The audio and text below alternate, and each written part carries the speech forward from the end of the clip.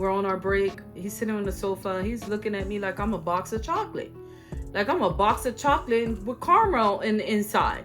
And looking at me like I was a tall glass of water with in a dry, thirsty land. I gotta talk to my ladies. I gotta talk to you. Hello. Welcome back to my channel. This is From a Healthy Woman's Perspective. And I'm so excited about this video today.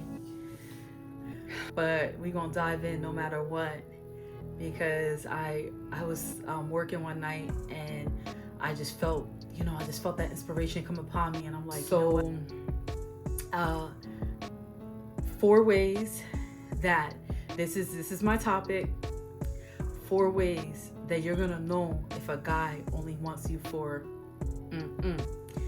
So the first one is that he tells you. He's just gonna let you know. He's gonna tell you. He's just gonna be upfront, and that's that. The second way to know is that he doesn't care. He doesn't care about, what you care about. His conversation is short. He just doesn't want to really interact and get to know you or anything like that. That is a big red flag. And the third one is that he moves way too fast. If a guy moves too fast and you are not in that space, I'm telling you, cut it off. Cut it off.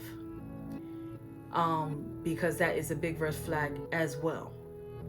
And last but not least, the last one, number 4, is that he puts you in compromising situations. And I'm going to explain to you about what I mean by that. But if you're new to my channel, I want to say thank you. Thank you for subscribing. And I hope that, this content is going to help you, because that's what I want to do. I really want to help people. And also, by helping others, I'm helping myself as well. Because sometimes we just have to go in. But, that song, girls, you better watch out, because some guys are only about that thing, and it's true. There are some guys that are literally, that's what we're talking about. We're not talking about the good guys. We talk about the guys that literally, they're there because they want that thing. Okay, we just gonna be real about it, and we just gonna go into it. Now, I do want to tell you a story about what happened to me at my job, and I did not acknowledge it. I acknowledged, like, it clicked at the last moment. And that was when I, basically everything just flooded my mind. So the first time that this guy had came up to me, he pretended like, he was my friend and things like that. They'll pretend, like they're your friend to get in the door, And what ended up happening, he came to me, he's like, I was like, I don't have any vices in my life. I don't smoke, I don't drink, I try to live as close to the Bible as possible. And what ended up happening is, like, I was like, no, I gave that up a long time ago. And, I'm not on here to argue with anybody or anything about that, but, we know that poison ivy, God created poison ivy, and you're not gonna, it's dangerous for you. So, but anyway, we're gonna skip past that part. So, after a while, we friends talking, as friends and stuff like that. Then he comes up to me again, and this question was, do you drink? So what I wanted to make a point was that if you have vices in your life, you are an easier target, and that's just a fact. Because honestly, to tell you the truth, if I was in that, in that space, which I was in that space at one time in my life, I would have given in. I would have put myself in a compromising position, and may have done some things that, that I would have regretted.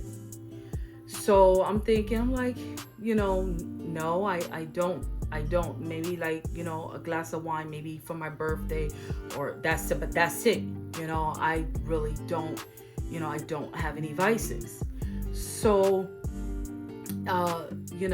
we, the situation squashed, and what ends up happening is, I say like maybe a couple days later, he comes up to me and he's like, he asked me, he's like, can you do my hair? And let me tell you, like, he was trying to do anything he possibly could to get into my, into my, my space, and, by the grace of God, that's when I spotted it. But just imagine if like I said, if I had those vices, just imagine what would have happened, and I know, and I talk about, being discerning on my channel a lot, being discerning and using your intuition, because you're going to know in your heart, what that guy's there for. If he's there for, to hit it and move on, or if he's there to, to build, you're going to know. But we're talking about the one that's there to, to come through. He's coming to pass through, and so it all clicked. He's sitting on a sofa. We're on our break. He's sitting on the sofa. He's looking at me like I'm a box of chocolate. Like I'm a box of chocolate with caramel in the inside, and looking at me like I was a tall glass of water with in a dry, thirsty land. And I'm like, you know what? I'm like, I'm steering clear of his path, and it just all clicked and it all came together, so I just, my goal is to make it to marriage. And I realize that, in society, it may not be everybody's goal, but I just want to say that it is, it's a high road, and it's the best road, not to say that we didn't make mistakes, that I didn't have a lot of mistakes in the past. And that is why I chose to be in, in the abstinent game, because, I had a lot of mistakes and I went through a lot, and experienced a lot. So that is the reason why I, chose, abstinent. And, everybody has their reason why. And also, my religious, believing in the Lord and having the Lord as, my number one, I wanted to please him as well, and I welcome you. I'm actually doing a series on abstinence, and it's just what I learned through the years, and and it's just going to help you. It's going to help you if you really want to steer clear of, because when you're intertwined with somebody, you take things to another level. You know what I mean? You involve your body, and like I said, there's just so many guys out here that they about that game. They about that game, and you have to be able to protect yourself, and that is why, like I said before, if you have vices, I encourage you to ask God to help you, because you make it easier for that person, that enemy, whatever, that spiritual enemy, whatever, you make it easier for them to get into the door of your life, your heart, and your body, and like I said, they just may be there just to, hit it and move on. And, what I was going through, the story actually reminded me, in the Bible, there was a virgin, and I don't know if some of you guys have watched my videos, you will see that I've been 11 years celibate. And there was a virgin in the Bible. It was David's daughter, and Amnon, he was made like he was in love with her, but he was just lusting after her so greatly, and that you will feel that if a man is lusting after you and he only wants that, you will feel that, you're gonna feel that. And after it was all said and done, he ended up, RA, he, her, and and then he threw her away. And it says that he was like actually sick in love, but really he wasn't. He was sick in lust. He just wanted her body. He just wanted that release. So whoever comes to this video, I just hope, if you like what I'm delivering to you, please like, share, and subscribe so somebody else can hear this video. And not only that, I pray that this video like touches you and helps you to notice, like who's out there and what they want.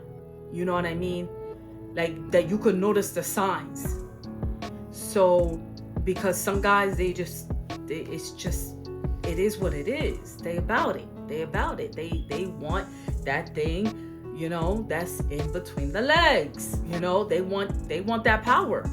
And you give that power over to the wrong person, you're gonna be the one suffering.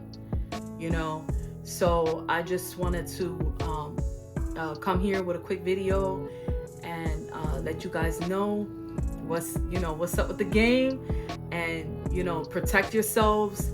And I hope that if you found my channel and you see you go through the series, I hope that this helps you to make some good choices in your life as well.